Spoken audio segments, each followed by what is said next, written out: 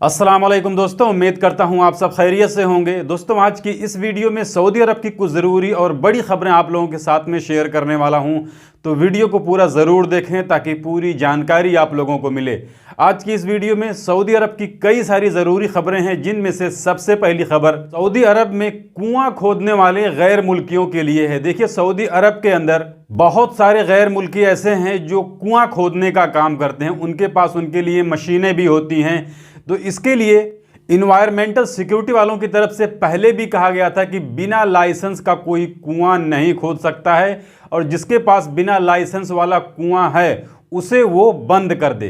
लेकिन फिर भी इसमें बहुत से ऐसे लोग हैं जो गैर कानूनी तरीके से कुआं खोद करके उससे पानी वगैरह निकाल रहे हैं। जैसे वहां पर मजरा वगैरह है, वहां पर पानी वगैरह डालने के लिए कुएं की ज़रूरत पड़ती है। तो इसी में कल मदीना मुनव्वरा के अंदर 3 पाकिस्तानियों को अरेस्ट किया गया है, जिनके पास कुआं खोदने की मशीन थी और वो बिना लाइसेंस के गैर कानूनी तरीके से मदीना मुनव्वरा के मरकज अल-आयश में कुआं खोद रहे थे। जिसके बाद इन तीनों पाकिस्तानियों को अरेस्ट करके पब्लिक प्रोसिक्यूशन के हवाले कर दिया गया है। इसके अलावा अगली अपडेट सऊदी अरब के अंदर जाने वाले उम्रा वीज़ा वालों के लिए है। देखिए, अभी तक उम्रा वीज़ा वालों के लिए सऊदी अरब के कुछ इंटरनेशनल एयरपोर्ट मखसूस होते थे जहां पर ये लोग जा सकते थे, जिसमें हज और उम्रा मिनिस्ट्री की तरफ से कहा गया है कि अब जितने भी लोग विदेशों से उम्रा करने के लिए सऊदी अरब आएंगे वो सऊदी अरब के किसी भी इंटरनेशनल एयरपोर्ट पर आ सकते हैं। इसके अलावा अगली अपडेट वो सऊदी अरब के असीर रीजन से आई है।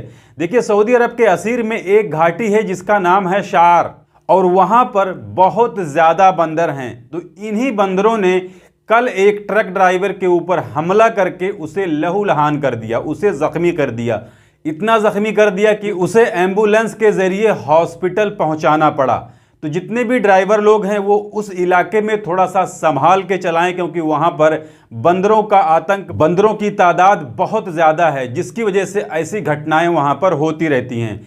तो वहां पर या तो अपनी गाड़ियां वगैरह मत रोकें या फिर बहुत हिफाजत से वहां पर जाएं। इसके अलावा अगली अपडेट देखिए, सऊदी अरब के अंदर वर्करों का जो हेल्थ इंश्योरेंस होता है वो किस किस कंडीशन में कैंसिल हो सकता है, यानी निरस्त हो सकता है।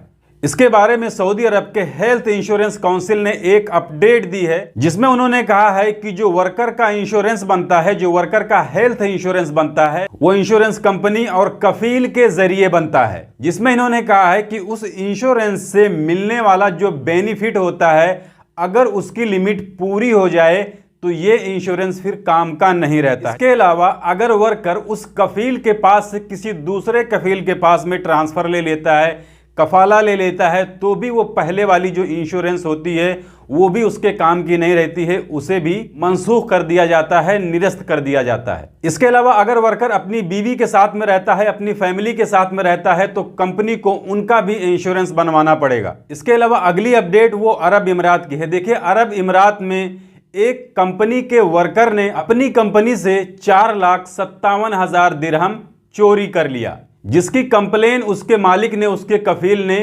पुलिस स्टेशन में कर दी।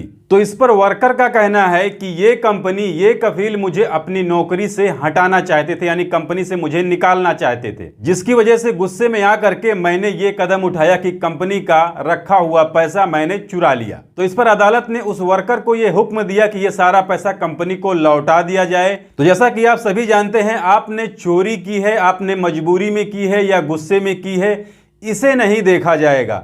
जो गुनाह आपने किया है, जो गलती आपने की है, उसकी सज़ा आपको मिलेगी। अगर आपके साथ में किसी भी तरह की कोई नाइंसाफ़ी हो रही थी तो इसके लिए आपको लेबर ऑफिस जा करके वहां पर कंप्लेन करना था, पुलिस स्टेशन जाना था। लेकिन सिर्फ इस वजह से कि कंपनी किसी को निकाल रही है, उसको उसके जॉब से, इस गुस्से में आकर के वर्कर कंपनी से चोरी करे या और कोई मुजरिमाना हरकत करे, तो ये अरब देशों के अंदर बिल्कुल भी एक्सेप्ट नहीं किया जाएगा। इसके अलावा एक बहुत ही इंपॉर्टेंट जानकारी वो जवाजात के ट्विटर हैंडल पर पूछा गया है, जिसमें यह पूछा गया है कि वो सऊदी अरब के अंदर कई सालों तक पहले रहे हैं, लेकिन फिलहाल वो अपने मुल्क में हैं। अब वो सऊदी अरब आना चाहते हैं, लेकिन अपने मुल्क के अंदर उनके जो पुराने कागजात थे उस पर नाम कुछ और था, और जो नए कागजात इन्होंने बनाए हैं उस पर नाम कुछ और कराया गया है। यानी आप ये समझ लीजिए कि उन्होंने अपना नाम बदलवा लिया है।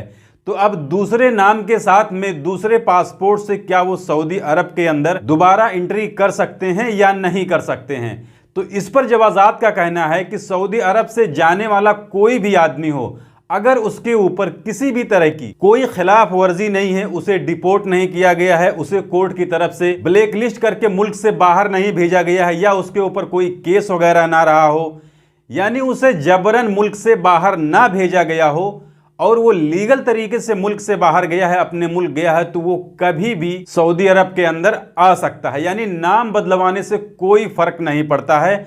नाम बदलवाने की भी एक प्रक्रिया होती है जो इंडिया के अंदर है। उसके लिए अगर आप अपना नाम बदलवाते हैं तो आपको सबसे पहले इसे अखबार में इश्तिहार देना पड़ेगा। इसके आगे की जो प्रक्रिया है, जो प्रोसेस है, जो कार्रवाई है, वो होगी, तो ये लीगल हो जाता है। इसमें कोई डरने वाली बात नहीं है। इसके बाद अगर आप पासपोर्ट बनवाते हैं या रिन्यू करवाते हैं तो आप उस पासपोर्ट के जरिए उस मुल्क में जा सकते हैं जिस मुल्क में आप पहले दूसरे नाम से गए थे, अगर आप उस मुल्क से लीगल तरीके से आए हैं तो ये थी आज की इस वीडियो में सऊदी अरब की कुछ ज़रूरी खबरें जिसे मैंने आपके साथ में शेयर कर दी।